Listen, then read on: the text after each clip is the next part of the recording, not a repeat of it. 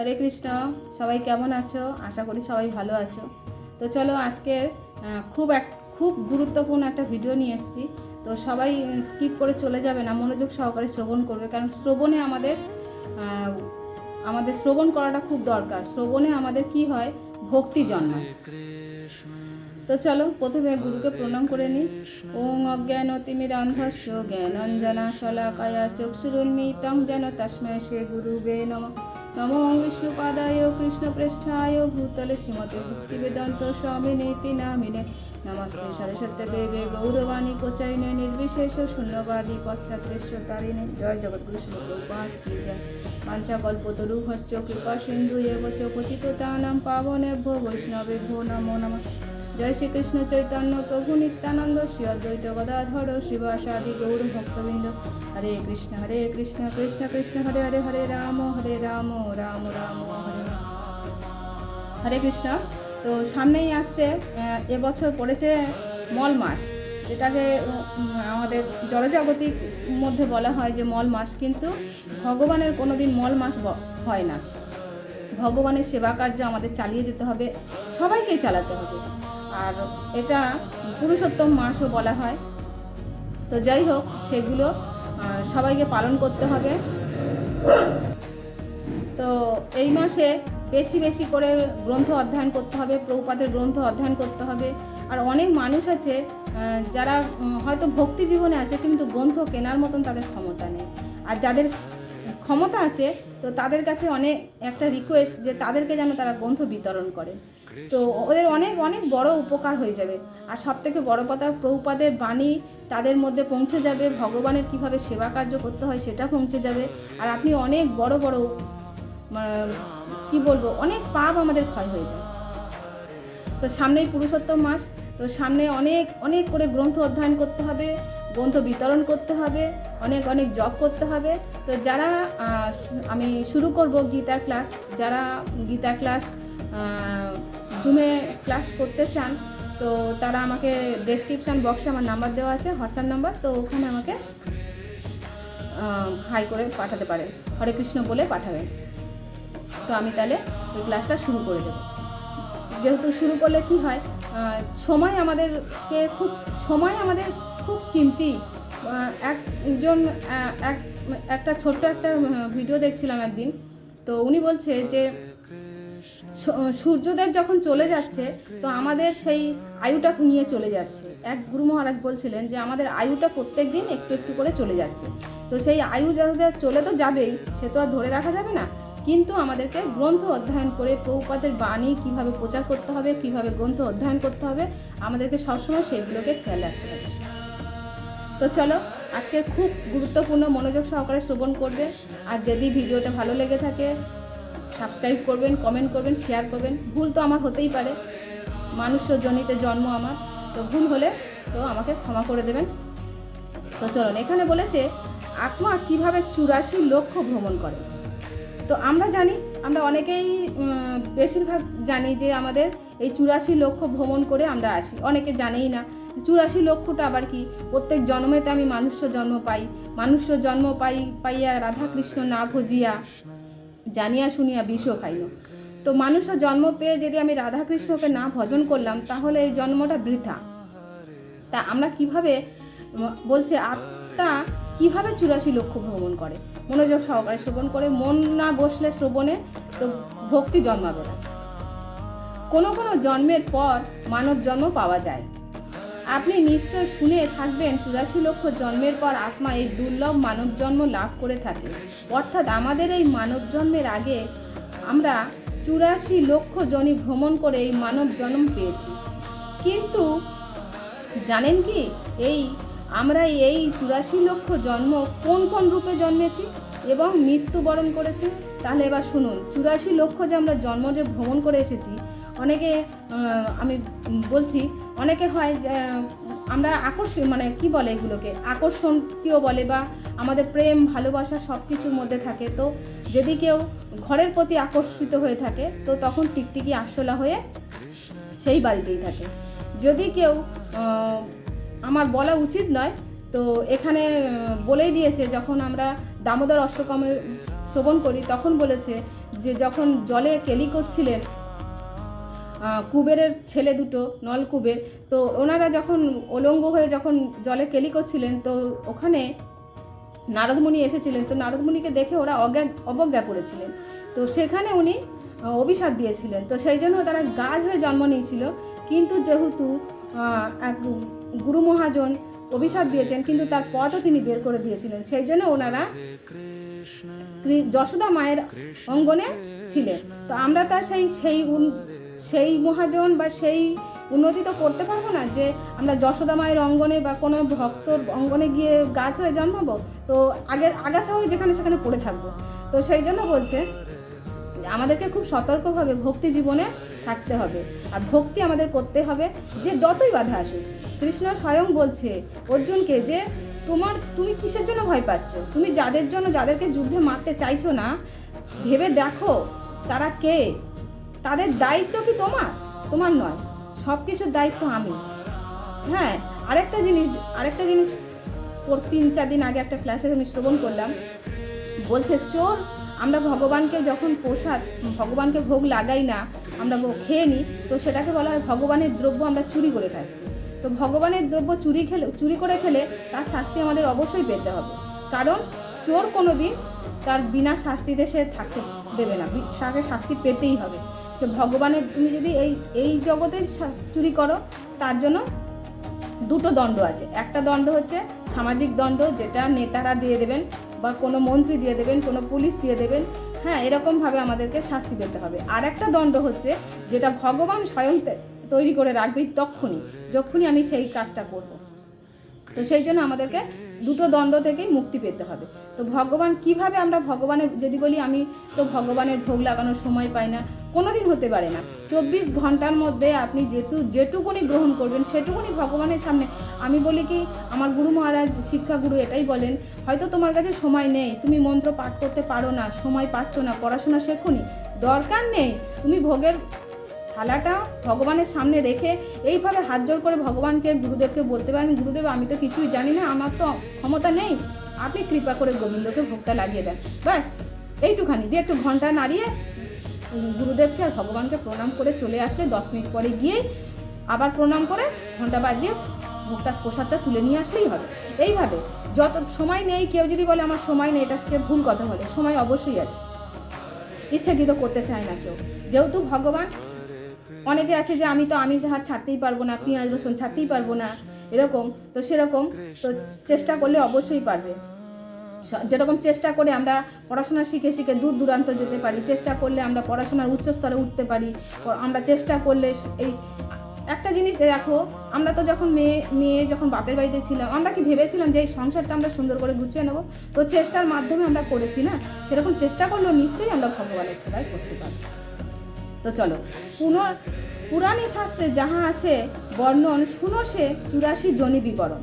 তো ভালো করে শ্রবণ করো, এখানে বলছে ভালো করে শ্রবণ করতে বলছে। আপনারা নিশ্চয়ই অবগত আছেন যে ঈশ্বর পৃথিবীতে 2 শ্রেণীর প্রাণ সৃষ্টি করে থাকেন। এর প্রথমটি হচ্ছে স্থাবর, যথা যারা এই স্থানে জন্মে এই স্থানে মৃত্যুবরণ করে। স্থাবর মানে যেটা হচ্ছে পাথর, এরকম এখানে বিবরণ দেবে। তা আমাদের আশেপাশে গাছপালা, তরুলতা এই শ্রেণীর উদাহরণ। আর দ্বিতীয় শ্রেণীটা হচ্ছে জঙ্গম। তাহলে একটা হচ্ছে স্থাবর আর একটা জঙ্গম। তাহলে স্থাবর হচ্ছে যে স্থানে আমি জন্মাচ্ছে সেই স্থানেই আমাকে মরতে হবে। এমন নয় যে পাথরে প্রাণ নেই, পাথরে প্রাণ আছে বলেই তো শালিগ্রাম আছে না, তো সেই জন্য পাথরে প্রাণ আছে। তো সেই জন্য স্থাবর আর জঙ্গম, অর্থাৎ যে শ্রেণীর জীব চলাচল করতে পারে তাদেরকে বলা হয় জঙ্গম। তো ঈশ্বর সর্বপ্রথমে আমাদের সৃষ্টি করে স্থাবর রূপে। এই রূপে আমরা গাছপালা, তরুলতা বা বৃক্ষরাজি হয়ে পৃথিবীতে শোভা দান করে থাকি। তো কোনো কিছুতে ভগবান কষ্ট তো দিচ্ছে, কিন্তু তার উপায় অবশ্যই দেবে। এই জন্য মনোযোগ সহকারে না শ্রবণ করলে তোমরা কোনো কিছুই পাবে না খুঁজে। এটা পারলে তোমরা নোট করে রাখবে। শোভাদান করে থাকি, কিন্তু এভাবে কতকাল চলবে? আমরা যে গাছ স্থাবর হয়ে যে জন্ম নিয়েছি কতকাল? তো রোদে পুড়ে, বৃষ্টিতে ভিজে, খরায় শুকিয়ে বা ঝড়ে ভেঙে নিরন্তর চলতে থাকে বৃক্ষ জন্ম, কিন্তু অবশেষে 20 লক্ষ বার গাছপালা রূপে জন্মের শেষে আমাদের জন্ম হয় তুলসী বৃক্ষ হয়ে। 20 লক্ষ, ভাবো আমরা 20,000 নয়, 20,000 নয়, 20 লক্ষ বার বৃক্ষ হয়ে জন্ম নিতে হবে। তো তারপরে তুলসী বৃক্ষ হতে হবে, দিয়ে ভগবান তখন তুলসী বৃক্ষ রূপে আমাদের জন্ম দেবে। আর সেই তুলসী গাছের পবিত্র পত্র যখন ভগবানের শ্রীহরির পাদপদ্মে অর্পিত হয়, তখনই আমাদের মুক্তি পায় বৃক্ষ জন্মরূপে। তো 20 লক্ষ, একটু মনে করে ভাবো যে এতবার আমাদের জন্ম নিতে হবে ওই জল বৃষ্টি ভেজার জন্য। তো কবি এখানে সুন্দর একটা কাহিনী বিবরণ করছেন, মনোযোগ সহকারে শ্রবণ করে। 20 লক্ষ বার বৃক্ষ জনিতে জনম, তাতে যত কষ্ট হয় অবশেষ কারণ।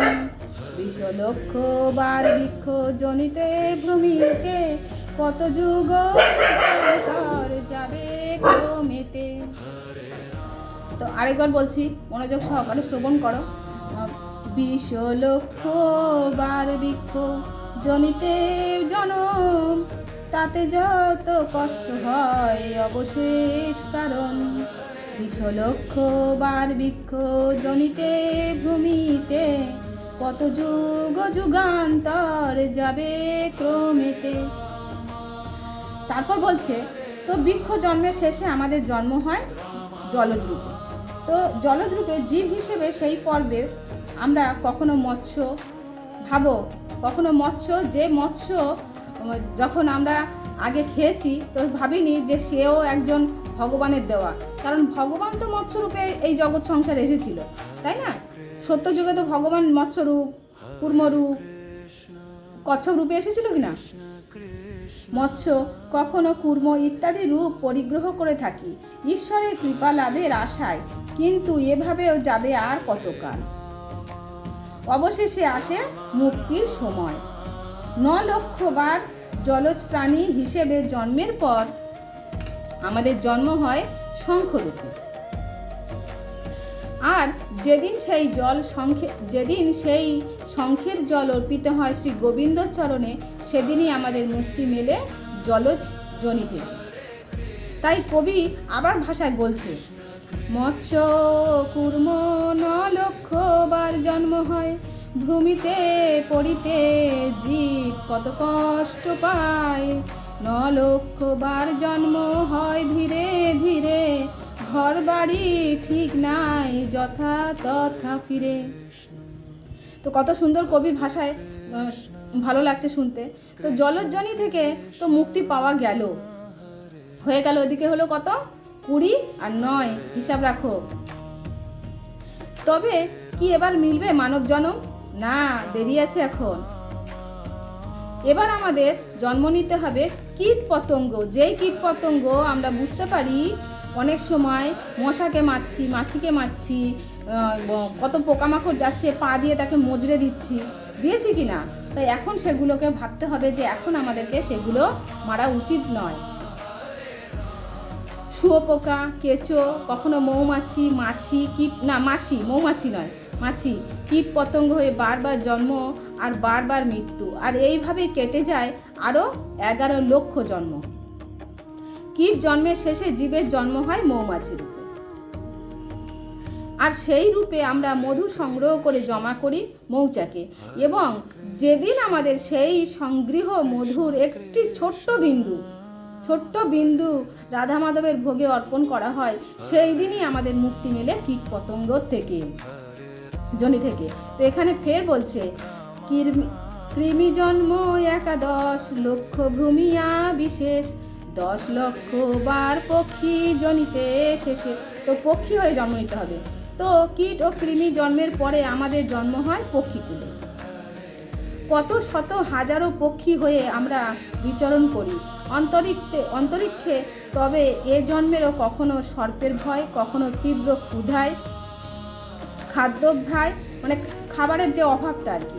পশু পাখি তো মানে পাখি রূপে হলেও তো খাবার তো প্রত্যেক দিন পায় না, তাই বলছে খাদ্য অভাব, কখনো ঝড় জল ছিঁড়ে পড়া ইত্যাদি রকমের যন্ত্রণা সহ্য করতে হয় আমাদের। তবে হ্যাঁ, অন্য জন্মগুলোর মতো এই জন্মেরও শেষ আছে, এমন নয় যে শেষ নেই, শেষ অবশ্যই আছে। 10 লক্ষবার পক্ষীকুলে জন্ম হওয়ার পর আমাদের জন্ম হয় ময়ূর রূপে। হরে কৃষ্ণ, হরি বল। আর যেদিন সেই ময়ূরের পালক মোহন বংশীধর ধারী চূড়ামণির স্থান পায়, সেদিন আমরা মুক্তি লাভ করি পক্ষী জন্ম থেকে। কি ভাবছেন, এবার কি পাবে সেই সাধের মানব জন্ম মনে হচ্ছে? না, এবারও নয়, এবার আমাদের জন্ম নিতে হবে পশুকুলে, অর্থাৎ কখনো মাংসাশী পশু যেমন বাঘ, সিংহ, নেকড়ে রূপে, আবার কখনো মাংসাশীদের ভোজন রূপে। যারা মাংসাশী প্রাণী তাদের তো ভোজনটা তো দিতে হবে, ভগবান তো ভোজনটা দেবে তাদের, তো ভোজন রূপে কি হবে, তথা মৃগ, ছাগ মানে ছাগল, হরিণ ইত্যাদি। আর এবার খাদ্য ও খাদারের রূপে আমাদের জন্ম নিতে হবে 30 লক্ষ বার। কত কষ্ট, কত যন্ত্রণা মনে করো। এবার একদিন শ্রী মধুসূদনের কৃপায় আমাদের জন্ম হয় ধেনু তথা গরু রূপে, এবং গাভীর গোধগ্ধ দহন করে যখন ওই গোবর্ধনধারী ভোগে অর্পণ করা হয়, তখনই আমাদের মুক্তি মেলে পশু জনিতে। হরে কৃষ্ণ, হরি বল। তাই আবার কবি কি বলছে শোনো, 30 লক্ষ বার জন্ম পশুর জনিতে, নানা রূপে কত কষ্ট পায় অবনীতে, অবশেষে গো জনিতে জন্ম যে লয়, এর চেয়ে উত্তম জন্ম পশু কৌলে নাই। তো উত্তম জন্ম পেয়ে গেল গরু রূপে। তো গো জন্মের পর আরো 4 লক্ষ জন্মের পর লাভ করে থাকি দুর্লভ মানব জন্ম। বলে কথাই বলছে, মানব জন্ম পাইয়া রাধা কৃষ্ণ না ভজিয়া, জানিয়া শুনিয়া বিষ খাইনি। তা জেনে শুনে বিষ খাবার কোনো প্রয়োজন নেই। তবে এখানে দুটি মত প্রচলিত রয়েছে। একটি মত বলছে এই 4 লক্ষ জন্ম আমরা তবে অবহেলিত মানব হিসেবে জন্ম নিয়ে থাকি। অবহেলিত 4 লক্ষ যে মানুষ হয়ে আমরা যখন নিই, তখন অবহেলায় আমরা চলতে থাকি এই পৃথিবীর মধ্যে। কারণ ভগবান আমাদেরকে এমন একটা শক্তি দিয়েছে, মানে স্বাধীনতা, যেটা আমাদের কি বলবো, দেশ স্বাধীন হবার সময় যে স্বাধীনতা আমরা পেয়েছি, তো ভগবানেরও একটা স্বাধীনতা আমাদের মধ্যে দিয়ে রেখেছেন যে তোমার যেটা ইচ্ছে হয় তুমি সেটাও করো। কেউ বলছে যে আমার তো ভাগ্যে এটাই ভগবান দিয়েছে, না, ভাগ্য ভগবান দেয় না, ভাগ্য আমরা নিজেরা লিখি। তাহলে যার হাত নেই তার ভাগ্য ভগবান কি করে দিল? হাতে তো ভাগ্য লেখা থাকে, যার হাত নেই তার ভাগ্য কিভাবে দেয়?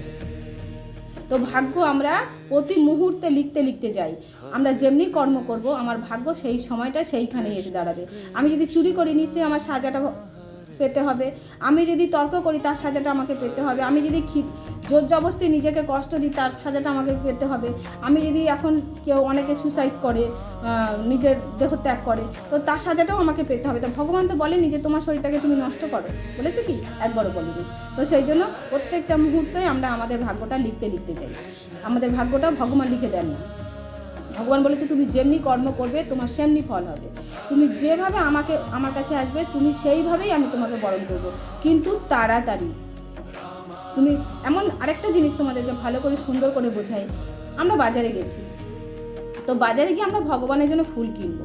তো ভগবানের যখন ফুল কিনবো, তো আমরা ফুলটা দেখবো না যে টাটকা আছে, সুন্দর আছে। সুন্দর দেখে একটা গোলাপ দেখবো বা যে কোনো ফুল, যেই ভগবানকে সেবা করে, তো সুন্দর দেখে সেই ফুলটাকে দেখবো না যে টাটকা আছে, আমি ভগবানকে দিলে সুন্দর দেখতে লাগবে। নাকি আমি ওই বাসি মুজড়ে গেছে, পচে গেছে ওই ফুলটা বাজার থেকে নিয়ে আসবো?